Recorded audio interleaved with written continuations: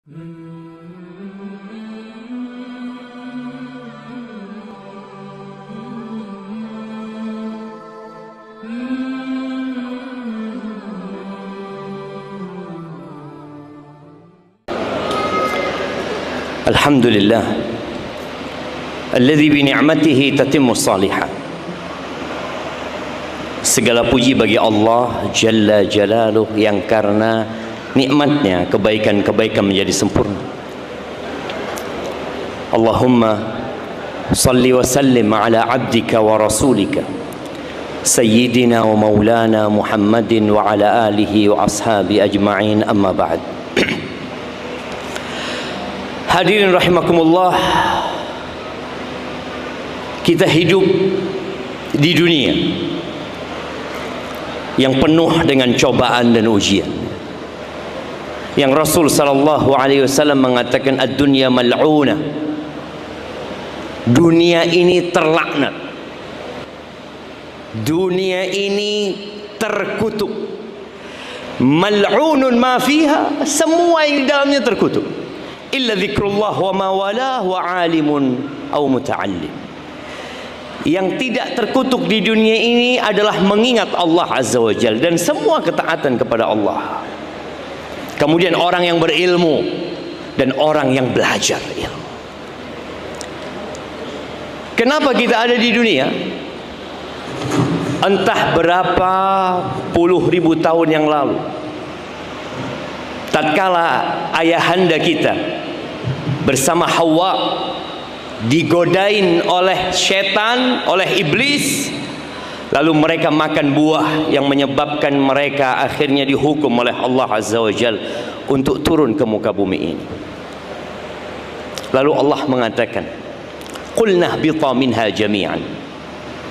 Kata Allah, kalian berdua semuanya turun dari tempat yang sebelumnya penuh dengan keindahan, dari tempat yang penuh dengan rahmat dan kasih sayang, dari tempat yang penuh dengan kenyamanan. Kalau tadi kita dengar yang dibacakan oleh Syekh Utsman, ya, cerita tentang indahnya surga, berbagai macam kenikmatan yang ada di dalamnya semua hilang gara-gara satu perbuatan dosa yang dilakukan oleh ayahanda kita Nabi Adam alaihissalam. Maka kemudian Allah mengatakan qulna hbita minha jami'an. Udah turun semuanya dari surga. Fa imma ya'tiyannakum minni huda faman ittaba'a hudaya fala yadhillu wa la yashqa. Ketika diturunkan ke muka bumi, Allah berpesan, apabila datang kepada kalian petunjuk, maka barang siapa yang mengikuti petunjukku, maka dia tidak akan tersesat dan tidak akan menderita, tidak akan sengsara. Semua kesengsaraan yang kita lihat di muka bumi ini, semua penderitaan yang kita rasakan di dalam jiwa kita, semua kehancuran dalam rumah tangga, apa penyebabnya? Tidak mengikuti petunjuk yang Allah turunkan. Lalu Allah mengatakan, waman a'rada an dzikri fa inna lahu ma'isyatan dhanka. Barang siapa yang berpaling dari petunjukku, maka bagi dia kehidupan yang penuh dengan kesengsaraan, sempit hidup. Maka para jamaah yang rumah tangganya sempit, yang susah, yang ruwet, kayaknya kita berpaling dari peringatan Allah Azza wa Jal, dan yang Allah turunkan kepada Nabi kita Muhammad alaihi salatu wasallam adalah Al-Quran. Dan saudara kita yang baru menikah, Wildan, dia hafal Al-Quran. Dan saudari kita yang baru saja dinikahkan sama bapaknya, dia juga hafal Al-Quran. Maka nasihat apa yang ana akan sampaikan? Tidak ada kecuali mengikuti apa yang Allah turunkan. Ada surat An-Nisa dalam Al-Quran yang banyak di antara kita menikah bertahun-tahun tidak pernah baca tuh surat perempuan, sehingga dia tidak tahu apa hak-hak istrinya, apa kewajiban dia sebagai seorang suami. Puluhan tahun dia nikah sampai jadi kakek, dia nggak belajar. Ada orang yang mengabaikan Al-Quran. Di Al-Quran ada surat At-Talaq, surat perceraian. Bagaimana Allah Azza wa Jal membuat perceraian itu sesuatu yang sulit sebenarnya. Kita lihat orang bermudah-mudahan menceraikan istri. Allah mengatakan, ya ayyuhan nabiyyu idza talaqtumun nisa fatalliquhunna li'iddatihin. Wahai Nabi, apabila kalian hendak menceraikan istri-istri kalian, ceraikan mereka di masa iddah mereka. Nggak boleh seorang suami menceraikan istrinya dalam kondisi sedang haid. Haram, dosa. Nggak boleh seorang suami menceraikan istrinya dalam kondisi suci setelah dihubungi. Nggak boleh. Tapi kita lihat bagaimana orang nggak peduli, marah dikit cerai, marah dikit tolak. Di sini Allah katakan, barang siapa yang berpaling dari petunjukku, sengsara hidupnya, pasti. Walaupun dia bergelimang harta, walaupun secara fisik kita melihat seakan-akan dia orang yang berbahagia, lah, hanya pura-pura berbahagia. Dan di surat At-Talaq ini, subhanallah, Allah mengatakan, ada potongan-potongan ayat yang indah. Wa man yattaqillah yaj'al lahu makhrajan. Barang siapa yang bertakwa kepada Allah, pasti Allah kasih solusi. Berapa banyak kita dalam rumah tangga nggak dapat solusi, ruwet, ribet ini itu. Taqwallah tabaraka wa taala. Kembali kepada Al-Qur'an Al-Azim. Dan Allah mengatakan, wa man yattaqillah, di ayat yang sama, yaj'al lahu min amrihi yusra. Barang siapa bertakwa kepada Allah, Allah jadikan urusannya mudah. Di surat yang sama Allah katakan, wa man yattaqillaha yukaffir anhu sayyiatihi wa yu'zim lahu ajra. Barang siapa bertakwa kepada Allah, Allah hapuskan kesalahan-kesalahan dia dan Allah berikan pahala yang besar kepada dia. Maka tolong jamaah kembali kepada Al-Qur'an. Adapun buat wildan, Aisyah pernah ditanya, orang-orang kepingin tahu karakter Nabi SAW. Mereka melihat bagaimana Nabi SAW bermasyarakat. Mereka pandang para sahabat bisa memperhatikannya, tapi dalam rumah seperti apa Nabi SAW?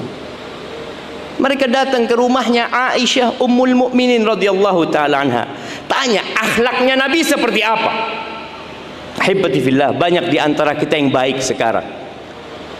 Ketika hadir, tersenyum, salaman sana, salaman sini, ramah, 5S, senyum, sapa, salam, sopan, santun. Tapi sejatinya yang mengetahui hakikat kita itu istri kita. Jadi kalau mau tanya tentang orang itu, tanya sama bojone. Ya apa bojomu? Na'udzubillah. Suamiku, na'udzubillah. Padahal menurut orang-orang dia baik, tapi kadang-kadang di rumahnya nggak baik. Maka mereka ingin tanya Nabi SAW seperti apa? Apa kata Aisyah radhiyallahu ta'ala anha? Kana khuluquhul Qur'ana, kana khuluqahul Qur'anu. Akhlaknya Quran. Jadi wildan yang kau pelajari, kau amalkan. Allah mengatakan wa ashiruhunna bil ma'ruf.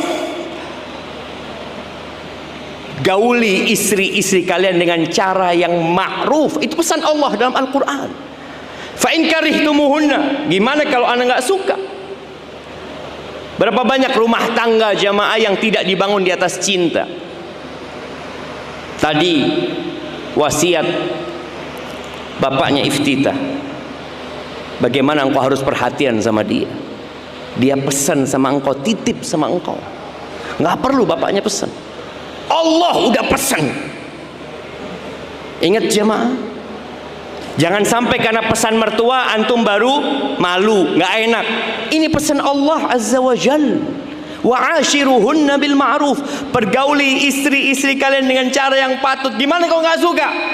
Balikin. Oh jangan. Fa in karihtumuhunna fa asa an takrahu syai'an wa yaj'alallahu fihi khairan katsira. Kalau nggak suka, sabar. Makanya tadi bapaknya iftitah mengatakan, terima iftitah kelebihan dan kekurangannya. Iftitah ini punya banyak kekurangan. Iftitah ini terbuat dari tulang rusuk yang bengkok. Engkau kalau keliling dunia cari yang lurus, nggak ketemu. Maka apa yang harus dilakukan? Sabar, memandang kepada kelebihan, berbaik sangka kepada Allah Sang Pencipta. Mudah-mudahan Allah jadikan banyak kebaikan di sana, jemaah. Maka intinya, ana mohon kepada semua jemaah yang hadir, mulai hari ini, satu hari satu halaman baca Al-Quran. Baca sama artinya. Itu kitab akhlak. Itu kitab yang berisi apa sebenarnya yang Allah inginkan dari kita, agar kita bisa balik ke surga.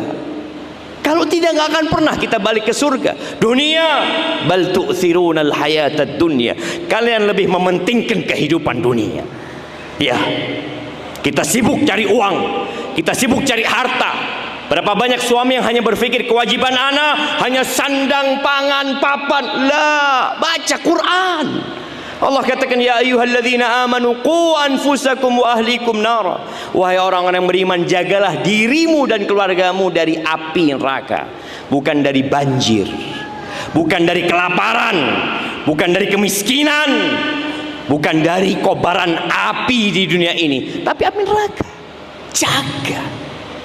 Jemaah semua, ana, antum, para nabi itu akan melewati neraka. Dan Allah sudah pastikan, wa in minkum illa wariduha. Pasti sudah, semua dari kalian pasti melewati. Kana ala rabbika hatman maqdiya. Udah keputusan Allah. Gimana antum bisa selamat sama keluarganya dari api neraka? Ya baca lagi Quran. Karena Allah katakan, famanittaba'a hudaya, barang siapa yang mengikuti petunjukku maka tidak akan tersesat dan tidak akan menderita. Maka buat wildan, jangan benci istrimu. La yafraq mu'minun mu'minah. Nggak boleh itu. Laki-laki yang beriman, suami yang beriman membenci istri yang beriman, nggak boleh. In kariha minha khuluqan radhiya minha akhar. Kalau ada akhlak istri yang tidak dia sukai, ada yang lainnya yang kau sukai. Beberapa bulan yang lalu, ana khutbah nikah. Setelah pernikahan 3 hari, mempelai prianya datang ke rumah anak. Dia mengeluhkan istrinya. Ternyata istri anak gini Ustaz, ternyata istri anak gini, macam-macam. Anak ngomong, sabar 3 bulan. 3 bulan antum lihat. Gitu Ustaz ya? Iya. 2 hari yang lalu anak ketemu dia. Gimana bang? Alhamdulillah, selesai. Butuh kesabaran. Engkau bukan malaikat dan istrimu bukan bidadari, gitu loh. Nanti kalau mau masuk surga ingin bidadari, nanti. Maka semoga engkau bisa menjadi yang kata Nabi SAW, khairukum khairukum li ahli. Orang yang terbaik di antara kalian adalah yang paling baik buat keluarganya. Adapun buat iftitah dan buat emak-emak di belakang sana, ada seorang orientalis ya, orang kafir yang mengkaji tentang Islam dan dia ingin mempelajari bagaimana menghancurkan Islam. Dia mengatakan kalau ingin menghancurkan sebuah peradaban, 3 yang kau rusak. Yang pertama keluarga. Indonesia nih hanya kumpulan keluarga, kumpulan anak dan antum, keluarga semuanya. Yang pertama kalau engkau ingin merusak, rusak keluarga. Yang kedua, rusak pendidikan. Yang ketiga, rusak keteladanan. Ketika ditanya bagaimana merusak keluarga, lenyapkan peran ibu. Bikin ibu itu malu menyandang predikat ibu rumah tangga. Bikin dia malu.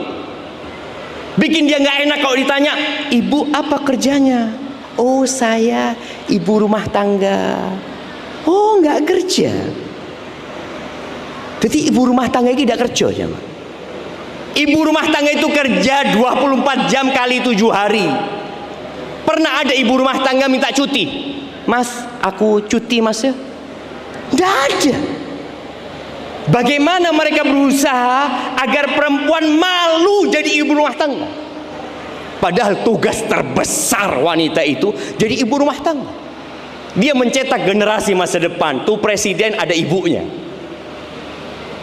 Itu kalau kita lihat pemimpin-pemimpin ada emaknya. Emak ini punya peran yang besar. Maka tolong bagi para wanita, jangan malu menyandang predikat ibu rumah tangga. Kalau ditanya, oh nggak kerja, saya kerja 24 jam kali 7 hari. Mbak kerjanya berapa jam? 8 jam. Cuma 8 jam dia kerja, duduk, mungkin di pabrik atau apa, 8 jam ibu rumah tangga nggak ada. Yang kedua, bagaimana merusak pendidikan? Bikin orang-orang itu nggak suka sama profesi guru. Buat murid-murid tidak menghargai gurunya. Dan kita sudah lihat zaman sekarang ini, bagaimana guru dilaporkan ke polisi, bagaimana guru akhirnya dihukum. Padahal guru ini yang mencetak generasi masa depan yang dititipi sama keluarga. Setelah anak itu dilahirkan, setelah anak itu disusui, diajari sama keluarga, dititipkan ke guru. Gurunya tidak dihargai.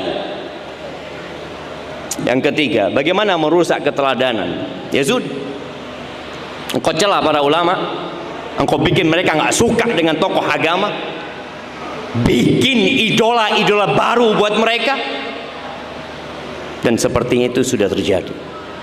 Maka nasihat ana buat iftitah dan buat emak-emak yang di belakang sana, ketahuilah bahwa suamimu adalah surgamu.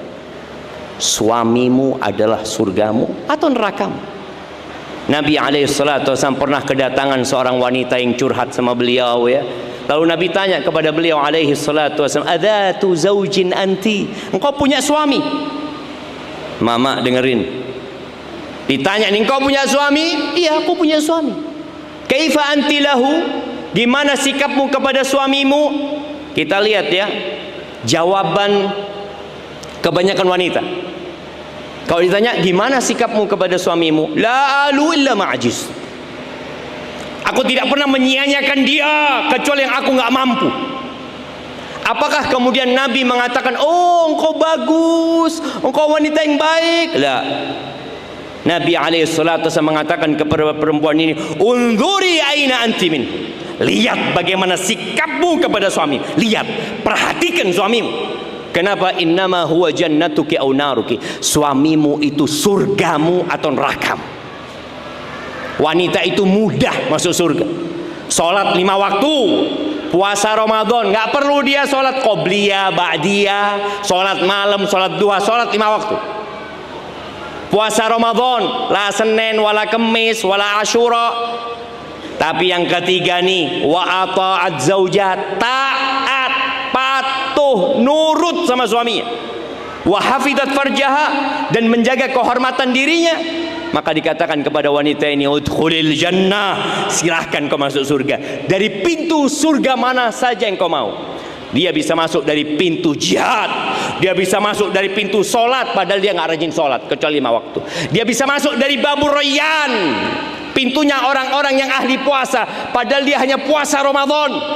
Kenapa? Karena dia taat dan patuh sama suaminya. Dia menjaga kehormatan dirinya. Dan ternyata emak-emak ini kalau ditanya, lebih mudah sholat dan puasa atau taat sama suami? Lebih mudah sholat dan puasa.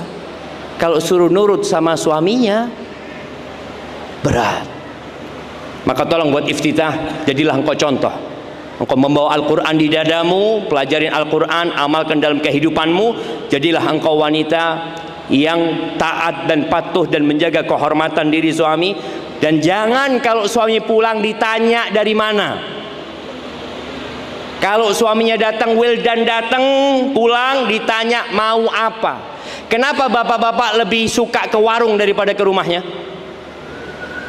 Karena kalau di warung tidak pernah ditanya dari mana. Ditanya mau apa gitu. Sampai rumah ditanya dari mana, ngapain saja, sama siapa. Ana doakan Wildan bersama iftitah, barakallahu lakum wa baraka alaikum wa jama'a bainakum fi khair. Sallallahu ala nabiyyina Muhammadin wa ala alihi washabihi wasallam. Wassalamu alaikum warahmatullahi wabarakatuh.